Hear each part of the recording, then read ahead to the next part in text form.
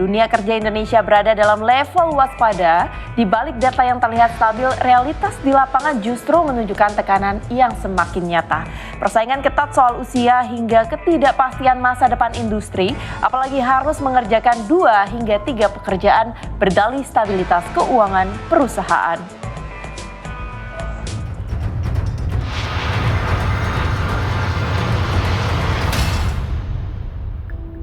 Berpakaian hitam putih, mengantri dengan yang lain, banyak di antaranya bahkan penuh sesak, penuh harap, dengan satu tujuan, mendapat pekerjaan. Kini seolah jadi hal wajar di dunia kerja Indonesia, utamanya pasca pandemi. Jadi 1 dari 1,1 juta lulusan sarjana tahun 2025 yang menganggur. Puluhan lamaran dikirimkan, belasan tes dilakukan.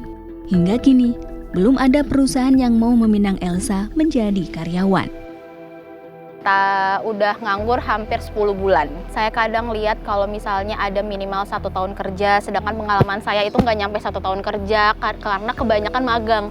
Magangnya itu bahkan cuma 3 bulan, cuma 6 bulan. Jadi saya ngerasa kayak terlalu berat ya kualifikasinya untuk saya sendiri gitu. Jadi masih cari apply yang lain gitu.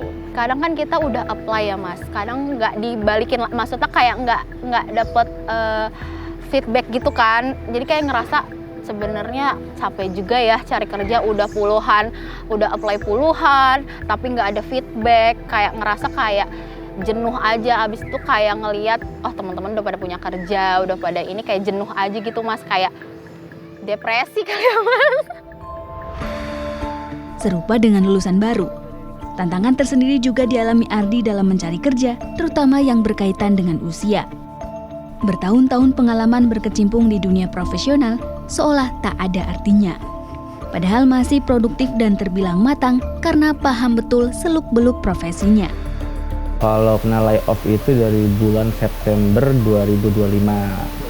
Upaya setiap hari kirim email ke semua perusahaan bidang apapun ya. Kebanyakan kalau HRD sekarang kan lamaran kerja usia maksimal 27 udah maksimal 27 sampai 30. Jadi agak ada turun-temurun sih, sebenarnya susah sih ya.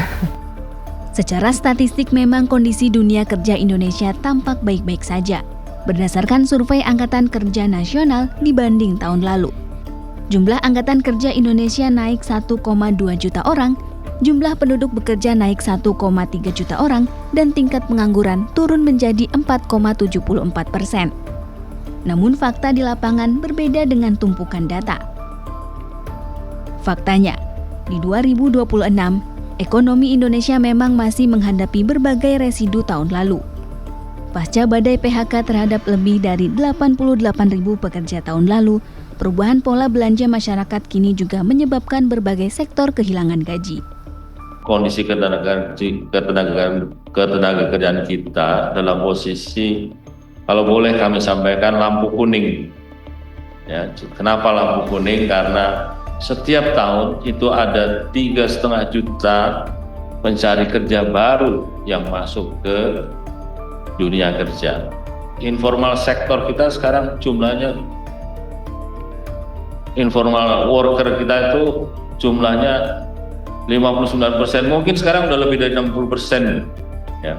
Jadi hanya 40% kurang yang formal sektor, formal workers. Dan informal workers ini non-tax payer.